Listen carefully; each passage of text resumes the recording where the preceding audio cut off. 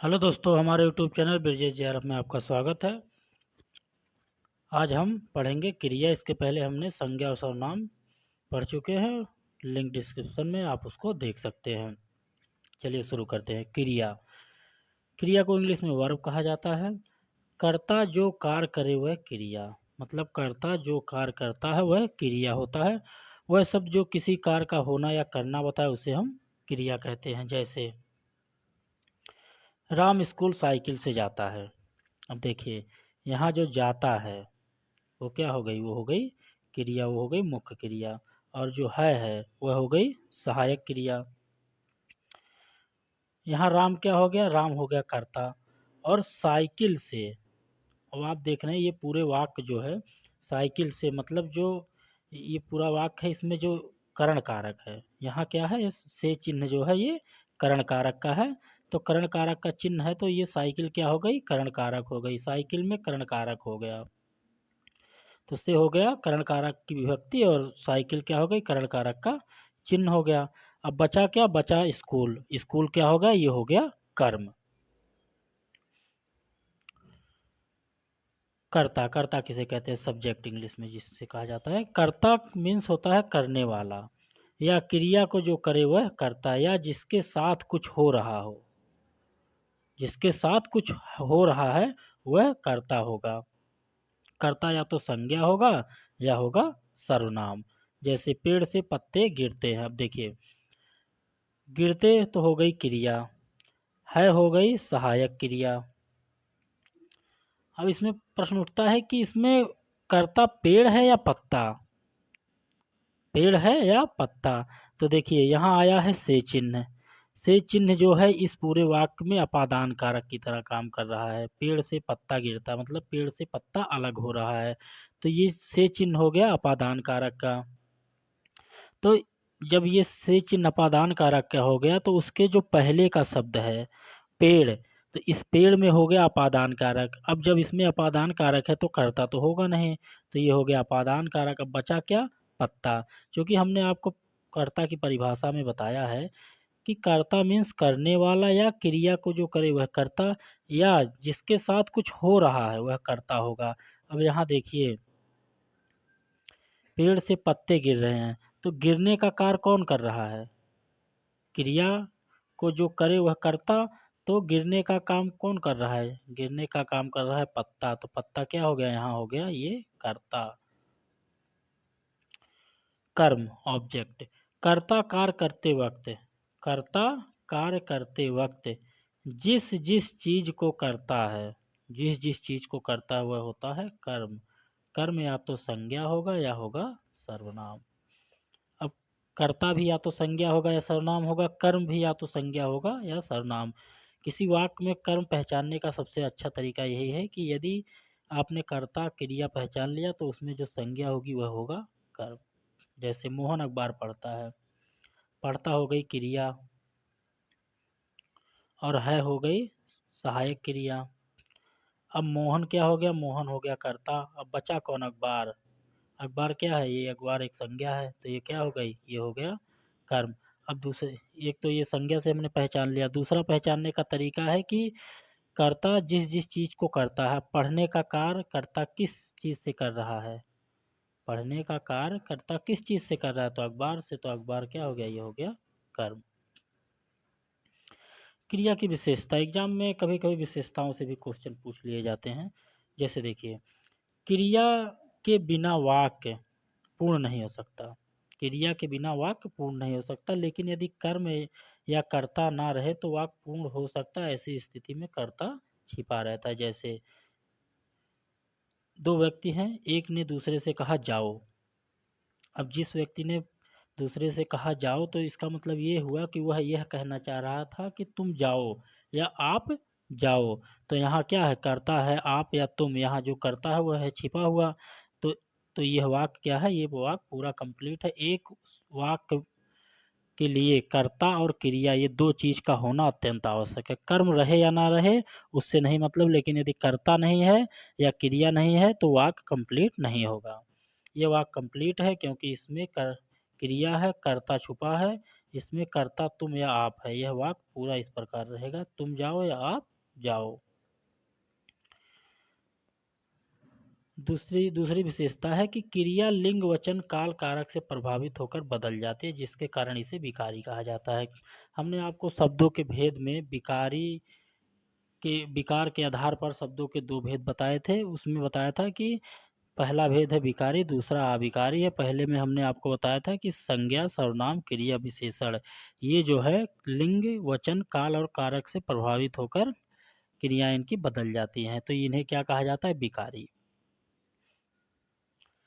क्रिया के मूल शब्द को धातु कहते हैं। क्रिया के मूल शब्द को क्या कहा जाता है? धातु। और जब धातु में कोई प्रत्यय, ना प्रत्यय अन्य कोई प्रत्यय जोड़ दिया जाता है तो ये धातुना बन जाती है। इसी धातुना को हम क्रिया कहते हैं।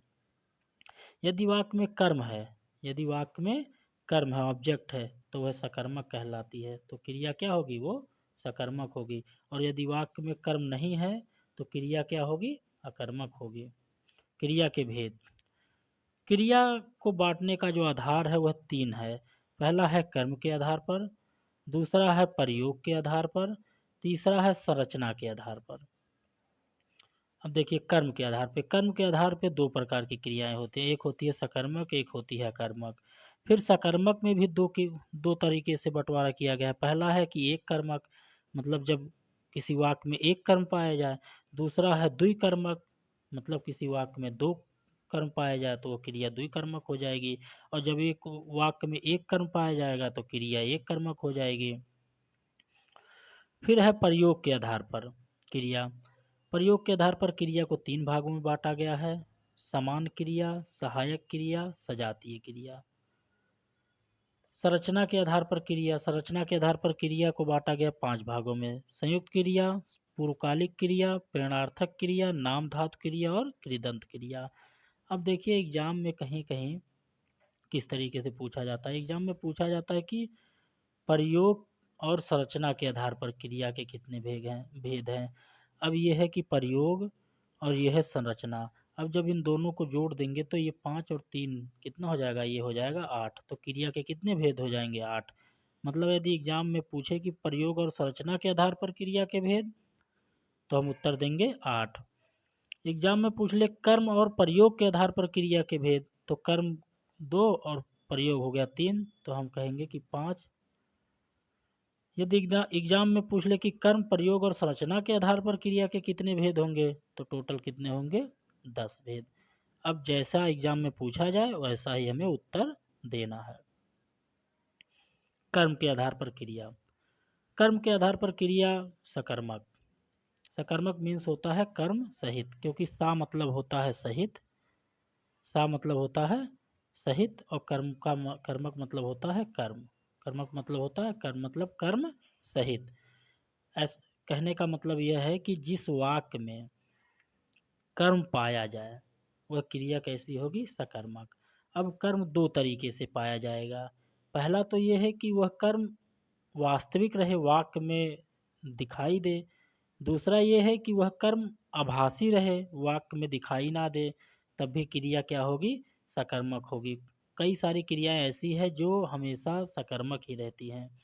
चलिए अभी हम देखते हैं। एक वाक्य कर्ता कर्म क्रिया से मिलकर बनता है। एक वाक्य कर्ता कर्म और क्रिया से मिलकर बनता है। क्रिया कर्म पर प्रभाव डालती है। ये क्रिया क्या करती है? कर्म पर प्रभाव डालती है। जब क्रिया कर्म पर प्रभाव डालती है तो वाक्य होगा सकर्मक। जब यही क्रिया कर्ता पे प्रभाव डालने लगे तो वाक्य क्या हो जाएगा? वाक्य हो जाएगा अकर्मक। देखिए जब वाक्य में क्रिया कर्म पर प्रभाव डालती है तो वहाँ सकर्मक होती है। ऐसे वाक्यों में कर्ता कर्म और क्रिया तीनों पाए जाते हैं। कर्ता नहीं है तो वह छिपा रहता है, जैसे सेब खाए पानी पिए। अब यहाँ खाए क्या हो गई? क्रिया। सेब क्या हो गया? कर्म। यहाँ पिए क्या हो गई? क्रिया। यहाँ पानी क्या हो गया? कर्म। लेकिन यहाँ कर्ता जो है वो है छिपा। कहने का मतलब कर्ता यहाँ क्या रहा होगा कि तुम सेब खाए, तुम पानी पिए। यहाँ तुम क्या है? यहाँ तुम जो है वो कर्ता है, और ये क्या है? ये हिडन है, छिपा हुआ है। चलिए अन्य इसके जो सकर्मक क्रियाओं के उदाहरण हैं उसमें है कि राम ने गाड़ी चलाई। अब देखिए चलाई जो है वो गई क्रिया। ने जो है ने जो है वो कर्ता कारक की विभक्ति है, तो राम क्या हो गया, कर्ता। अब बचा क्या, गाड़ी। गाड़ी इस पूरे वाक्य में क्या है, यह है संज्ञा, तो ये क्या हो गई, ये हो गया कर्म। राधा गाय को चारा खिलाती है। खिलाती है क्या हो गई, क्रिया। मुख्य क्रिया है क्या है, सहायक क्रिया। अब राधा, राधा क्या हो गया, यहाँ हो गया कर्ता। अब यहाँ देखिए, एक तो है गाय को और दूसरा है चारा, यहाँ दो कर्म है। पहला है कि गाय को विभक्ति क्या है, यहाँ को विभक्ति जो है वो कर्म की है, तो यहाँ गाय क्या हो गई, यहाँ कर्म हो गया गाय में। और दूसरा कर्म कौन सा हो गया, ये हो गया चारा, तो यहाँ देख रहे हैं कि दो कर्म आ गया, तो ये क्या हो गई, सकर्मक हो गई। राजा ने गरीबों को कंबल दान दिया। अब देखिए, दान, दान देना, ये क्या हो गई, ये हो गई।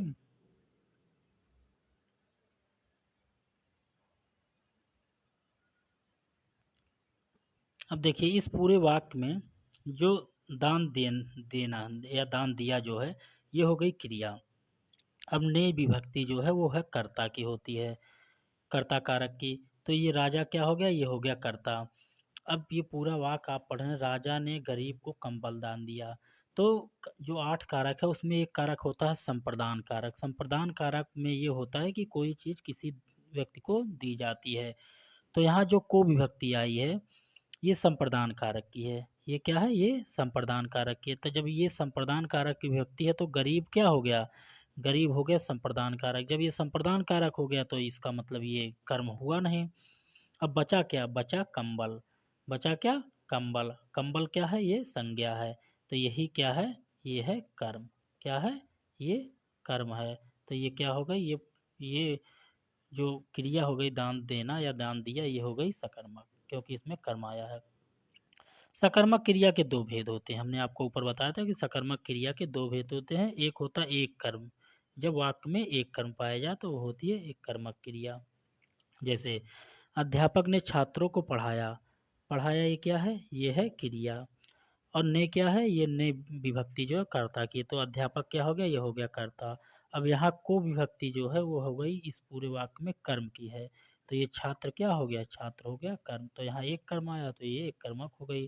फिर उसी तरह मालिक ने बच्चों को डांटा। अब डांटना क्या है, ये हो गई क्रिया, ये हो गई क्रिया या इसे वर्ब कहते हैं। अब ने मतलब कर्ता कारक की विभक्ति, तो ये मालिक क्या हो गया, ये कर्ता हो गया, ये हो गया सब्जेक्ट, ये हो गया सब्जेक्ट। अब को विभक्ति यहाँ जो है ये किस चीज़ की है, ये कर्म कारक की है। ये किसकी है, कर्म कारक की, तो नौकर क्या हो गया, नौकर हो गया ऑब्जेक्ट या कर्म हो गया, तो ये पूरी क्रिया क्या हो गई, एक कर्मक हो गई। उसी प्रकार बच्चे क्रिकेट खेलते हैं। दो कर्मक, जब दो कर्म पाए जाए, जब किसी वाक्य में दो कर्म पाए जाएं तो वहाँ क्रिया क्या होगी, दो कर्मक। अब जब क्रिया दो कर्मक होगी तो उसमें एक होगा मुख्य कर्म, एक होगा मुख्य कर्म और एक होगा गौण कर्म। अब प्रश्न उठता है कि ये मुख्य कर्म क्या है और गौण कर्म क्या है। मुख्य कर्म क्रिया से ठीक पहले आएगा, क्रिया से ठीक पहले कौन सा कर्म आएगा, मुख्य कर्म, और यह निर्जीव होगा, और यह निर्जीव होगा, इसके साथ कोई विभक्ति नहीं लगी रहेगी। दूसरा है कि गौण कर्म, यह कर्म मुख्य कर्म से पहले आता है, यह क्रिया नहीं, यह कर्म से, मुख्य कर्म से पहले आता है। सजीव होगा, इसके साथ कर्म कारक की विभक्ति को लगी रहेगी, कर्म कारक की विभक्ति को लगी रहेगी। यदि विभक्ति किसी अन्य कारक की लगी रहेगी तो कर्म कारक नहीं होगा, ये बहुत ध्यान देने वाली बात है। चलिए देखते हैं। इस प्रकार वाक्य में पहले गौण कर्म फिर मुख्य कर्म आता है। जैसे देखिए, अध्यापक ने छात्रों को हिंदी पढ़ाई। अब ये पढ़ाई क्या है, ये हो गई क्रिया, इसे हम वर्ब कहते हैं, ये क्या हो गई, वर्ब। अध्यापक ने मतलब ने क्या हो गया, ये ने जो है ये किस चीज़ का चिन्ह हो गया, ये ने हो गया कर्ता कारक का चिन्ह। तो कर्ता कारक का चिन्ह है तो इसका मतलब अध्यापक जो हो गया ये कर्ता कारक हो गया है, मतलब अध्यापक कर्ता हो गया। अब हमको बचा ये छात्रों को हिंदी। अब देखिए ये को जो है ये तो है कर्म कारक की विभक्ति, कर्म कारक की विभक्ति, तो ये छात्र क्या हो गया, ये हो गया ऑब्जेक्ट, ये क्या हो गया, ये ऑब्जेक्ट हो गया, ये पहला कर्म हो गया। और दूसरा कर्म क्या हो गया, हिंदी, क्योंकि जो क्रिया से पहले आ रहा है वो क्या है, हिंदी, और हिंदी भी संज्ञा या सर्वनाम है, और यहाँ छात्र भी संज्ञा, यहाँ हिंदी भी, तो ये क्या हो गया वाक्य में, ये भी ऑब्जेक्ट हो गया और ये भी ऑब्जेक्ट हो गया, ये भी कर्म हो गया। अब देखिए, अब इसमें जो मुख्य कर्म है वो क्रिया से पहले आएगा, ऊपर बताया गया मुख्य कर्म क्रिया से पहले, तो हिंदी क्या है, ये क्रिया से पहले आया, इसमें कोई विभक्ति नहीं लगी है, और हिंदी ये क्या है, निर्जीव है। और दूसरा है गौड़ कर्म, गौड़ कर्म जो है मुख्य कर्म से पहले आता है, अब मुख्य कर्म हिंदी है, उसके पहले छात्र है, छात्रों है, तो ये मुख्य कर्म गौड़ कर्म हो गया। गौड़ कर्म के साथ को विभक्ति जरूर लगी रहती है, तो को विभक्ति लगी है, और यह सजीव होता है, तो देखिए छात्र क्या होते हैं, सजीव। इस प्रकार यह जो है द्विकर्मक क्रिया, ये पढ़ाई क्या है, ये द्विकर्मक क्रिया हो गई, जिसके जिसके पहला कर्म हो गया हिंदी, दूसरा कर्म हो गया छात्र। उसी प्रकार राधा गाय को चारा खिलाती है, यहाँ ये चारा और यहाँ ये गाय, ये दो जो हैं वो कर्म हो गए, क्योंकि यहाँ जो को है ये कर्म कारक की विभक्ति है, तो यहाँ गाय क्या हो गई, कर्म, और दूसरा जो क्रिया के पहले संज्ञा आ रही है वो क्या है, ये चारा, तो ये चारा क्या हो गई, ये हो गई कर्म, ये भी चारा क्या हो गया, कर्म हो गया। न्यायाधीश ने अपराधी को सजा सुनाया, न्यायाधीश ने, अब देखिए ये ने जो है ये कर्ता कारक की व्यक्ति है, तो न्यायाधीश हो गया कर्ता। सजा, सजा सुनाना, सजा सुनाया का मतलब ये सजा क्या हो गई, सुनाया क्या हो गया, ये हो गया क्रिया, सजा सुनाया क्या हो गया, क्रिया। अब एक हो गया अपराधी, अपराधी को, मतलब ये को जो है कर्म कारक की यहाँ विभक्ति है, तो ये अपराधी हो गया कर्म, और दूसरा जो कर्म है सजा हो गया, क्या हो गया, सजा।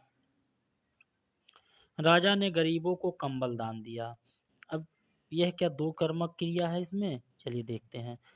दिया क्या है, ये दिया हो गया क्रिया, ये दिया क्या हो गया, क्रिया। ने क्या है, ये कर्ता कारक की व्यक्ति है, तो राजा क्या हो गया, ये हो गया कर्ता।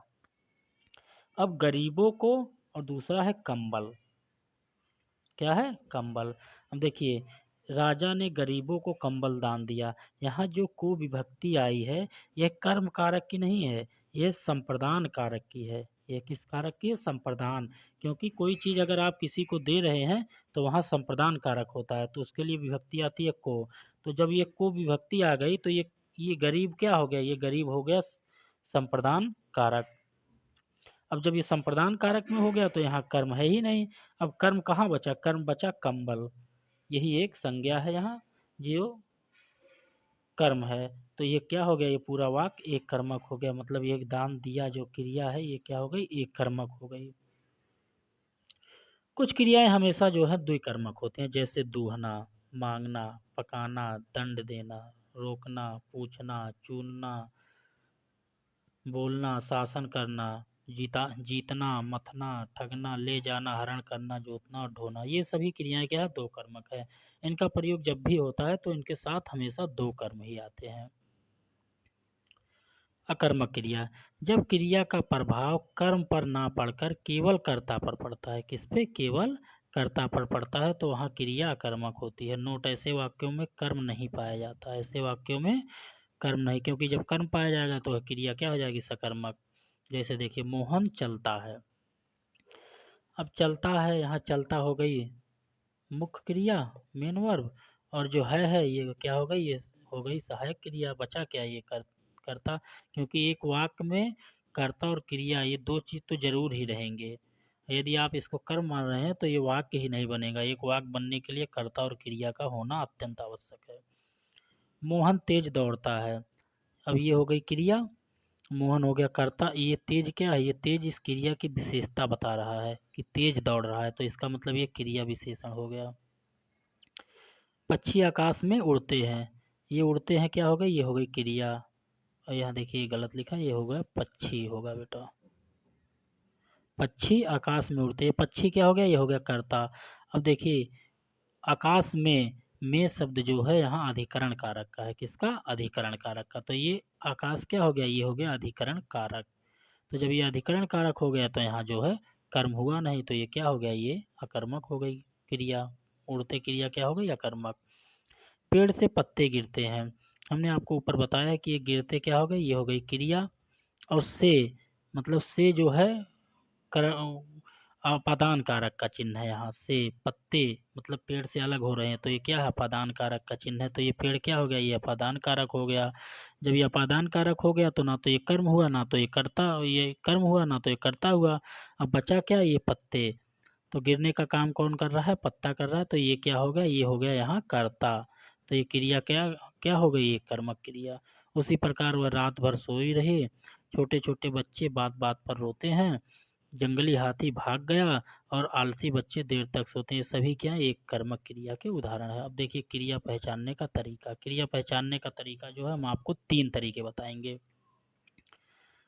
पहला तरीका है कि क्रिया से पहले क्या शब्द लगाइए।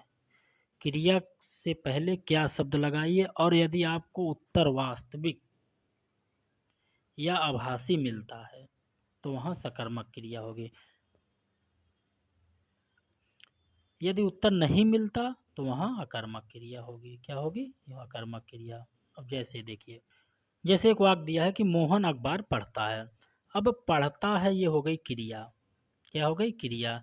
इस क्रिया के पहले हमें क्या शब्द लगाना है, तो हमने लगाया क्या शब्द, तो ये हुआ क्या पढ़ता है।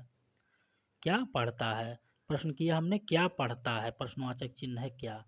क्या पढ़ता है, तो उत्तर हमें मिला कि अखबार। क्या पढ़ता है, अखबार। तो ये क्या हो गई, ये हो गई सकर्मक क्रिया। दूसरा है कि राम गाड़ी चलाता है, ये क्रिया हो गई। क्रिया के पहले हमने प्रश्नवाचक चिन्ह लगाया क्या पढ़ता है, क्या चलाता है। तो उत्तर मिला कि गाड़ी चलाता है। तो ये क्या हो गई, ये हो गई सकर्मक क्रिया। अब देखिए मोहन चलता है। अब यहाँ मोहन अखबार पढ़ता है, यहाँ केवल है मोहन चलता है। अब ये हो गई क्रिया। अब आप लगाइए क्या चलता है, क्या चलता है। कुछ उत्तर आपको मिल रहा है, क्या चलता है, नहीं। तो ये क्या हो गया, कर्मक। राहुल रोता है, रोता के पहले क्या रोता है, उत्तर नहीं मिल रहा, इसका मतलब ये भी अकर्मक।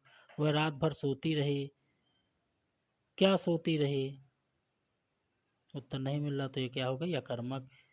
उसी प्रकार क्या चलता है, क्या रोता है, क्या सोती रही, उत्तर नहीं मिल रहा। इन तीनों वाक्य में क्या लगाकर प्रश्न करने पर कोई सार्थक उत्तर नहीं मिलता। यदि मिलता भी है तो वह कर्ता को ही डिनोट करता है। अगर आपको मिल भी रहा होगा तो ये मोहन, राहुल और वह रात, तो ये क्या है, ये सभी है कर्ता इसमें। तो यहाँ इसमें कर्म है नहीं, तो कर्ता को डिनोट कर रहा है। तो जब कर्ता को डिनोट करेगा तो क्योंकि यह यहाँ कर्म नहीं है तो क्रिया का प्रभाव कर्ता पर पड़ रहा है। जहाँ क्रिया का प्रभाव कर्ता पर पड़े वहाँ कर्मक क्रिया होती है। जैसे दिया है कि निम्न शब्दों में क्रिया पहचानिए। लिखना, पढ़ना, पीना, खाना, देखना, देना, लेना, पढ़ाना, खरीदना, बेचना, पहनना और पकड़ना। अब चलिए देखिए ये है क्रिया। अब पहली क्रिया है लिखना। अब इस क्रिया के पहले हमने क्या शब्द लगाया, क्या लिखना। अब आप उत्तर खोजिए। अब क्योंकि यहाँ तो कोई वाक्य दिया नहीं है तो एक शब्द दे दिया है। अब यहाँ क्या लिखना, अब आपके दिमाग में आएगा कि क्या लिखना। अब आभासी उत्तर यहाँ मिलेगा, यहाँ जो है उत्तर वास्तविक नहीं मिलेगा, यहाँ उत्तर आभासी मिलेगा। तो क्या लिखना, नकल लिखना, पहाड़ा लिखना, सुलेख लिखना। तो ये क्या होगा, इसका मतलब ये आभासी उत्तर मिल रहा है, तो इसका मतलब ये क्रिया सकर्मक हो गई। फिर दूसरा है कि पढ़ना। तो ये पढ़ना क्रिया, उसके पहले हमने लगाया क्या पढ़ना। तो हमें उत्तर मिल रहा है हिंदी पढ़ना, गणित पढ़ना, अंग्रेजी पढ़ना। तो ये क्या हो गई, सकर्मक। फिर तीसरा है कि पीना। तो हम कहेंगे क्या पीना। तो फिर उत्तर हमें मिला कि पानी, कोल्ड ड्रिंक या दूध। फिर चौथा है कि खाना। खाना क्रिया के पहले हमने क्या शब्द लगाया, तो क्या खाना। तो क्या खाना मतलब सेब खाना, फूड, नमकीन, रोटी, चावल, ये सब खाना। उसी प्रकार देखना है, देना है, लेना है, पढ़ना है, खरीदना है, बेचना है, पहनना है और पकड़ना है।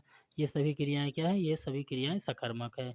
इन सभी में उत्तर आभासी मिल रहा है, तो ये सभी क्रियाएं क्या है, ये है सकर्मक। अब निम्न में क्रिया पहचानिए। जैसे चलना, सोना, नहाना, रोना, उठना, हंसना, उड़ना, गिरना, बैठना, चलना, तैरना, दौड़ना, डूबना, भगाना, आना जाना और डरना। अब जैसे ये सभी क्रियाएं हैं, अब इस क्रिया के पहले हम क्या लगाते हैं, क्या चलना। आपके दिमाग में कोई उत्तर मिल रहा है, क्या सोना। अगर कोई उत्तर मिल रहा होगा तो बताइएगा। क्या नहाना, क्या रोना, क्या उठना, क्या हंसना, क्या उड़ना। इन सभी में आभासी उत्तर भी नहीं मिल रहा। तो ये सभी क्रियाएं क्या है, ये सभी क्रियाएं अकर्मक हो गई।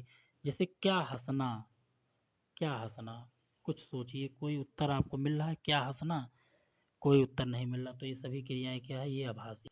अब तरीका नंबर 1 हमने आपको बता दिया। तरीका नंबर 1 से कैसे सकर्मक और अकर्मक क्रिया की पहचान करेंगे। तरीका नंबर 1 के कुछ अपवाद भी कहीं कहीं मिल जाते हैं। वो अपवाद कैसे मिलते हैं, जैसे एक वाक्य है कि पेड़ से पत्ते गिरते हैं। ये वाक्य जो है, वाक्य शुद्धि के नज़रिए से देखें तो ये पूरा वाक्य ही गलत लिखा है। क्योंकि जैसे कोई यदि वाक्य है तो उसमें कर्ता, कर्म या क्रिया, ये 3 तरीके, मतलब 3 चीज़ें पाई जाएंगी। यदि कर्ता के पहले कोई चीज़ आ रही है तो ये कर्ता का विस्तारक है, और या तो वो संबोधन कारक हो सकता है। पहले अगर आप कारकों का क्रम देखेंगे किसी वाक्य में, तो पहले संबोधन कारक आता है, फिर कर्ता कारक आता है, फिर सभी कारक आते हैं। तो यहाँ जो है, यहाँ अपादान कारक पहले आ रहा है, जबकि यहाँ पहले संबोधन कारक होना चाहिए। तो ये वाक्य क्या है, ये वाक्य ग्रामर की दृष्टि से अशुद्ध है। ये वाक्य होना चाहिए कि पेड़ पत्ते पेड़ से गिरते हैं। ये वाक्य इस तरह होना चाहिए, पत्ते पेड़ से गिरते हैं, पेड़ से पत्ते गिरते हैं। वाक्य ग्रामर की दृष्टि से अशुद्ध है। इसीलिए हम इस वाक्य में जो है, जब क्रिया से पहले क्या लगाते हैं तो वो पत्ते को डिनोट करता है। किसको, जैसे देखिए क्या गिरते हैं, तो क्या गिरते हैं, पत्ते। तो अब आप सोचोगे कि ये पत्ते क्या हैं, ये है कर्म। वही क्रिया से पहले हमने क्या लगाया तो हमको उत्तर मिल गया, पत्ते। जबकि हमने आपको बताया है कि कर्ता जो है, जो क्रिया को करे या जिसके साथ कुछ हो रहा है, जिसके साथ कुछ हो रहा है वह क्या होगा, कर्ता। अब गिरने का कार्य कौन कर रहा है, पत्ता। तो यहाँ पत्ता हो गया कर्ता, यहाँ पत्ता क्या है, कर्ता। और पेड़ से, तो यहाँ मतलब पेड़ से गिर रहा है तो इससे अपादान कारक की विभक्ति है, तो पेड़ क्या हो गया, यह हो गया अपादान कारक। तो ये पूरा वाक्य क्या है, ये है अकर्मक, यहाँ इसमें कर्म नहीं है। दूसरा, हिमालय से गंगा निकलती है। अब यह भी वाक्य वाक्य जो है वो ग्रामर की दृष्टि से अशुद्ध है। यहाँ होना चाहिए गंगा हिमालय से निकलती है। गंगा कर्ता, उसके बाद फिर कारक, उसके बाद क्रिया। अब क्या निकलती है, तो आपको मिलेगा उत्तर गंगा। अब चूंकि गंगा आपको उत्तर मिल गया, आप सोचोगे कि यह कर्म है, जबकि यह कर्म नहीं, यह क्या है, यह है कर्ता। यह क्या है, यह कर्ता। तो यह जब कर्ता है तो हिमालय से, मतलब हिमालय से अलग हो रही है, तो इससे जो है अपादान कारक की व्यक्ति है, तो हिमालय हो गया अपादान कारक, अपादान कारक हो गया। तो ये पूरे वाक्य में जो है कर्म नहीं है, तो इस प्रकार यह वाक्य क्या हो गया, अकर्मक हो गया। इसीलिए यह वाक्य, ये दोनों वाक्य जो हैं ऊपर वाले नियम के अपवाद हैं, क्योंकि ये वाक्य अशुद्ध हैं। और यदि आप इसमें क्या लगाएंगे क्रिया के पहले तो आपको उत्तर मिल जाएगा। तो जब आपको मिल जाएगा तो आपको लगेगा कि ये कर्म है, जबकि ये दोनों क्या है, ये दोनों कर्ता हैं। नियम नंबर 2 या तरीका नंबर 2 क्या है, क्रिया पहचानने का, सकर्मक अकर्मक क्रिया को पहचानने का तरीका नंबर 2 जो है, ये सबसे अच्छा तरीका है। यदि आप इस तरीके को फॉलो करते हैं तो आपकी सकर्मक अकर्मक जो पहचानने की रणनीति है वो हमेशा सफल रहेगी। इसमें हम कर्ता, क्रिया, कर्म और कारक को पहचान लेते हैं, फिर हमें पता चल जाता है कि वाक्य सकर्मक है या अकर्मक। यह तरीका सबसे बेस्ट है। देखिए, एक वाक्य में 8 कारक होते हैं, एक वाक्य में 8 कारक हो सकते हैं, एक वाक्य में 8 कारक हो सकते हैं, लेकिन एक शब्द में एक ही कारक होगा, एक शब्द में एक से ज़्यादा कारक नहीं हो सकते। जैसे राम ने अयोध्या से वन जाने पर सीता की प्रतिष्ठा के लिए रावण को अपने हाथों से, यहाँ होगा बेटा लंका, लंका में मारा। यहाँ क्या होगा, लंका में मारा। अब इस वाक्य में आप देखेंगे कि इसमें लगभग 7 कारकों का प्रयोग किया गया, एक संबोधन कारक का प्रयोग नहीं किया। जैसे राम ने, अब ये राम जो है ये कर्ता कारक हो गया नि विभक्ति के कारण। अब दूसरा, अयोध्या से वन जा रहे हैं, तो मतलब ये अब बिलगाव हो गया। तो अयोध्या से जो है अपादान कारक की विभक्ति है, तो अयोध्या क्या हो गया, अपादान कारक। यहाँ ने जो है कर्ता कारक की विभक्ति है, तो राम क्या हो गया, ये कर्ता कारक। अब है जाने पर सीता की, सीता की प्रतिष्ठा के लिए। अब सीता की क्या होगा, यहाँ संबंध बता रहा है, संबंध काकी के रारी रे, संबंध कारक की व्यक्ति है, तो सीता क्या होगा, ये संबंध कारक हो गई सीता। प्रतिष्ठा के लिए मतलब के लिए किसकी व्यक्ति है, के लिए जो है वो संप्रदान कारक की व्यक्ति है। तो ये प्रतिष्ठा क्या हो गया, ये प्रतिष्ठा संप्रदान कारक हो गया इसमें। रावण को, रावण को क्या, को जो है कर्म कारक की व्यक्ति है, तो रावण जो हो गया कर्म कारक हो गया। अपने हाथों से मतलब करण कारक, हाथ से कर रहे हैं, तो कर्ता ने कर्म को करण से के द्वारा, तो हाथों से कर रहे हैं, तो ये क्या हो गया करण कारक। लंका में जो है में पर, ये अधिकरण कारक की व्यक्ति है, तो लंका में जो है अधिकरण कारक हो गया। तो इस प्रकार इसमें जो है सातों कारकों का प्रयोग किया गया है। दूसरा वाक्य है, राम ने पुस्तक को खोला, उसके पन्नों के बीच से 5 रुपए का नोट निकालकर अनिल को देने लगा, तभी उसके हाथ से गिर गया। इसमें भी लगभग सातों कारकों का प्रयोग किया गया। आप इस वाक्य को देखिए और इसमें सातों कारकों को छांटिए। फिर अकर्मक क्रिया का जो एग्जाम्पल है, राम सोता है। अब क्रिया क्या है, सोता, और राम क्या है, करता। अब आप इसके पहले क्या सोता है लगाएंगे तो कोई उत्तर नहीं मिलेगा, तो ये क्या हो गया, कर्मक क्रिया। उसी प्रकार है कि मोहन तेज दौड़ता है। अब ये दौड़ता है क्रिया हो गई, मोहन हो गया कर्ता, तेज क्या हो गई, ये क्रिया की विशेषता होता है, तो ये क्रिया विशेषण हो गया, तो वाक्य कर्मक हो गया। राम ने गाड़ी चलाई, राम ने गाड़ी चलाई, ये चलाई क्या, ये हो गई क्रिया, और राम ने विभक्ति जो कर्ता की है, तो ये राम हो गया कर्ता। अब गाड़ी क्या हो गई, अब ये बची गाड़ी, अब जो गाड़ी है ये है संज्ञा, ये क्या है, संज्ञा। जैसे अब आप प्रश्न करिए क्या चलाई, तो आपको उत्तर मिला गाड़ी, तो ये वाक्य पूरा क्या हो गया, ये पूरा वाक्य जो है इसमें कर्म है, तो ये पूरा वाक्य सकर्मक हो गया।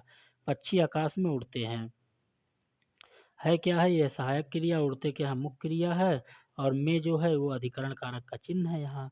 तो ये आकाश क्या हो गया, ये अधिकरण कारक हो गया, पक्षी क्या हो गया, कर्ता हो गया, तो इसमें जो है क्रिया कर्म है नहीं, तो इसका मतलब ये क्या हो गया, ये पूरा वाक्य हो गया अकर्मक। पेड़ से पत्ते गिरते हैं, है क्या है, ये सहायक क्रिया है, गिरते क्या है, ये मुख्य क्रिया है। अब पेड़ से क्या है, से जो है अपादान कारक का साइन है, विभक्ति है, तो पेड़ में अपादान कारक हो गया। जब पेड़ में अपादान कारक हो गया तो ये करता, ना तो ये करता रहा ना तो कर्म। अब बचा क्या, बचा पत्ते।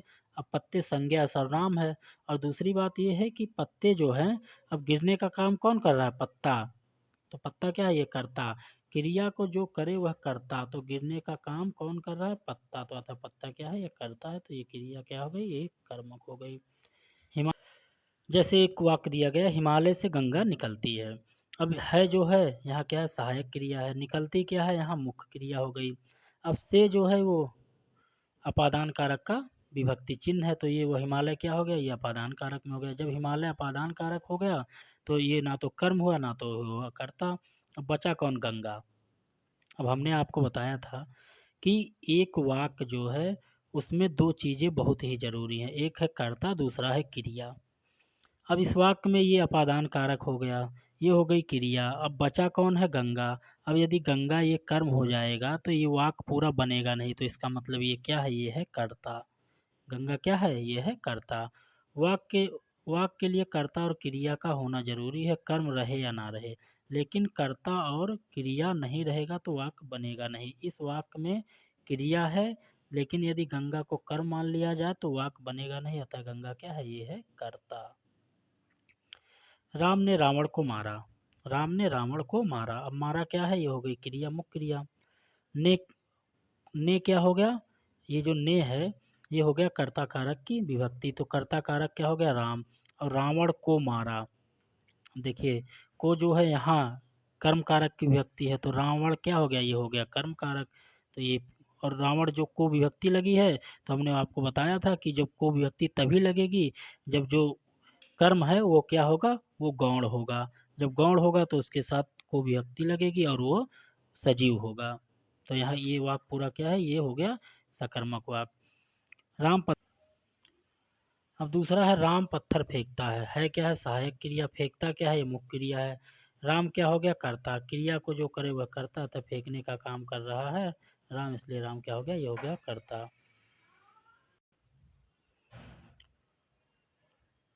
अब आता है कर, पत्थर, पत्थर क्या है, ये कर्म है। क्या फेंकता है, क्या फेंकता है, पत्थर। तो पत्थर क्या हो गया, ये कर्म हो गया। कर्ता जिस जिस चीज़ से क्रिया करे वह कर्म होगा। यहाँ पत्थर निर्जीव, इसी कारण इसके साथ कोई व्यक्ति नहीं आई है। क्रिया पहचानने का, सकर्मक अकर्मक क्रिया पहचानने का तरीका नंबर 3। क्रिया सहित पूरे शब्द को भूतकाल में बदल लीजिए। यदि भूतकाल में बदलने पर ने कारक व्यक्ति का प्रयोग करना पड़े तो वाक्य सकर्मक नहीं तो अकर्मक। जैसे राम गाड़ी चलाता है, ये पूरा वाक्य क्या है, ये समान वर्तमान है।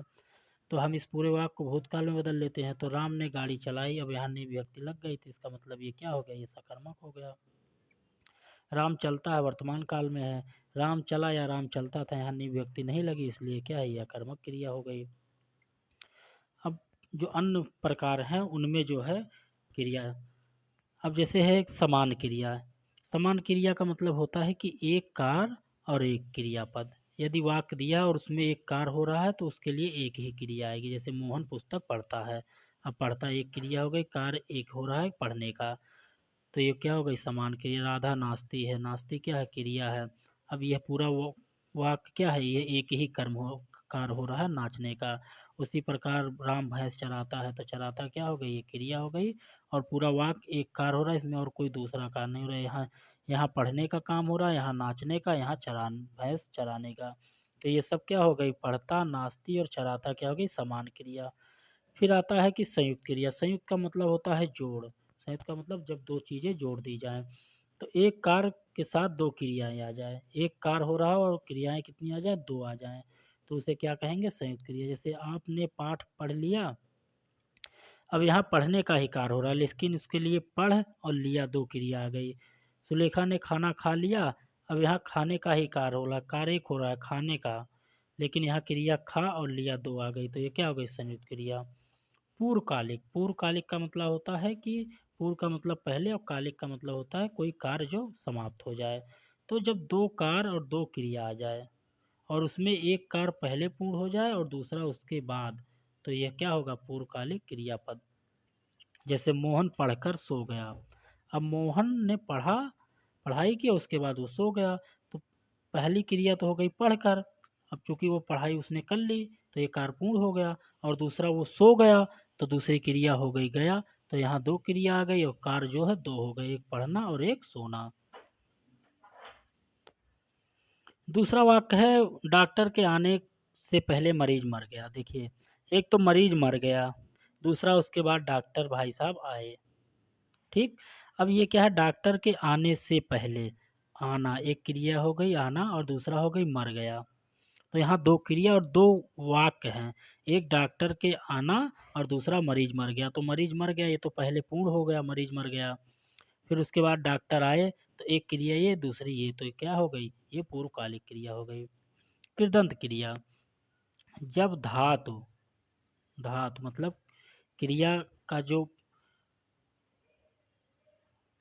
मुख्य रूप है उसे हम धातु कहते हैं। तो जब धातु में ना प्रत्यय के अलावा कोई अन्य प्रत्यय लगा दिया जाए तो उससे जो क्रिया बनती है उसे कृदंत क्रिया कहते हैं। जैसे चल, चल ये क्या धातु है, उसमें ता प्रत्यय लगाया, चलता हो गया। चल धातु है, उसमें कर प्रत्यय लगाया तो कर, चलकर हो गया। चल धातु है, उसमें आप प्रत्यय लगाया तो चला हो गया।